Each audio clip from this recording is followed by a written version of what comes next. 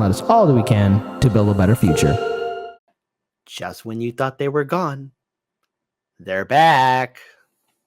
They're back. That's right, everyone. They're back. Your favorite Democratic royal family is back in action again. And it was our good friends at Morning Joe. There's Mika and Joe. They're listening to none other than the compassionate, the wise, the friendly, the understanding Hillary Rodham Clinton. And guess what, folks? She's bringing the band back together again. She's going to build the Clinton Initiative again, folks. That's right, everyone.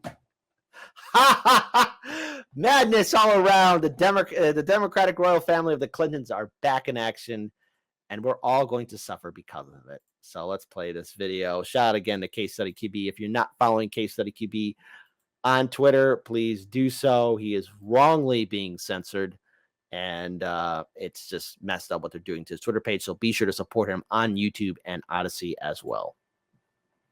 That curious what you have at CGI on tap.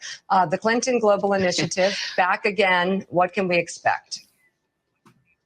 Well, it's very exciting because when it was in full operation, we had thousands of commitments that touched the lives of more than 435 million people in 180 countries. And this wasn't just a talk fest. I love to go to conferences where we talk and are stimulated, but this was a model of philanthropy that Bill really created, where people... For those of you who don't know, philanthropy is just another word for money laundering. I mean, oops, I'm sorry. I should not have said that out loud. Hey, I'm sorry, folks. I should not have said that. That was wrong of me. But philanthropy is money laundering, okay? It's just the truth of it, okay? It's just the truth. Listen, old Kit Kat for this time, okay? Would come together, but they would make commitments for what they were going to do when they walked out of the meeting. And he changed philanthropy in a way that I think is still making waves and bringing together government, business, the civil society, nonprofit sector, the faith community, bringing everybody together to find partners to really make an impact in improving people's lives. So I'm sorry. I have to acknowledge the live stream chat, but you guys are just brutal here. Holly Horn. Yeah. Ask Haiti about the Clinton Foundation. There we go. Wendy Carbello. The model where nothing is done for normal people, like what didn't happen in Haiti, for example. Lawrence Johnson yells out, witch. Gamer and Ganja. Hillary has speak to your manager vibes. And Soul Construct says, oh no, not the witch. And bad cookies. It says, look at her lizard people eyes. So there we go. Let's see who else we Lawrence Johnson says, Mika. Seriously, Mika, blink twice if you need help. All right, there you go. And then Pat Brannigan writes, yes, she is bringing back her nonsense because it worked so well last time. Definition of insanity, doing the same thing over and over again and expecting different results. There you go. And Gamer and Ganja says, put bucket of holy water on her. There we go. When it ended, we thought, okay, that was a great experience. But literally people kept coming up and saying, well, you've got to bring it back. And we want to be part of something big. You got to bring back the money laundering, Hillary. How else are you going to clean all this dirty money? Oh, God. I paused it at a horrible time, too, where she's staring at me. Oh, God. It looks like she's staring into my soul. Oh, God. Oh, man. Oh, God. Oh, man. Bigger than ourselves. We want to show that we can come together and find solutions for difficult problems. So we will be bringing partners, commitment makers together to look at what we can do on all levels, on climate change, on health equity, including oh, God damn it. Matt Damon. God damn it, Matt. Do we have to shoot you in outer space again to get your mind right? Gina G will know what I'm talking about because he's been in 2 space movies. So shout out to one of our patron supporters, Gina G. productive rights and on the economy. How do we keep making it more inclusive to create greater prosperity?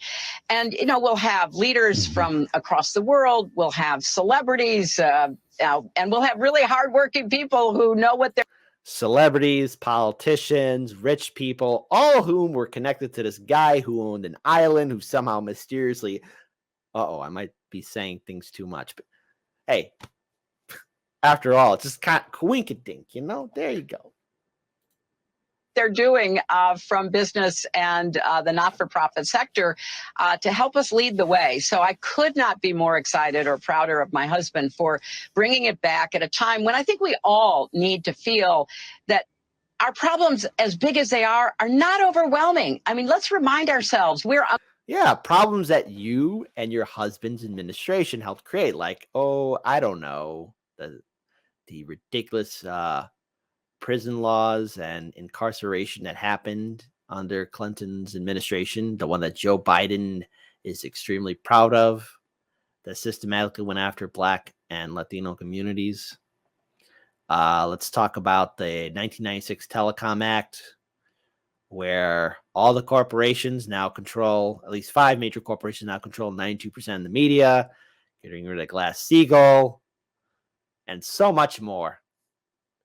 Yeah, the Clintons are responsible for a lot of the crap that we're living in right now. This neoliberal nightmare, that's the family that kind of really helped it off. But to be fair here, the Bushes and the Reagans were the ones that opened the door. The Clintons just got things done. I mean, honestly, ask the Republican Party. They'd be foaming at the mouth if they only could do a fraction of what Bill Clinton's administration did. Americans, we get things done when we put our mind to it. And enough with the nonsense of sending these poor Venezuelans to Martha's Vineyard or excusing a former president who has stolen classified information that belongs to our country. Let's get together and do some things that will show we're still in the game and we're at the top of our game.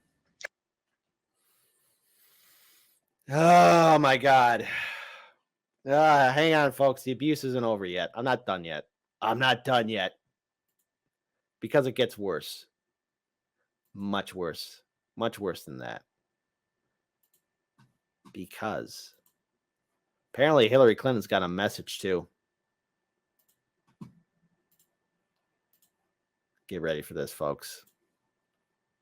Shout out again to Case Study QB, who's wrongly being censored.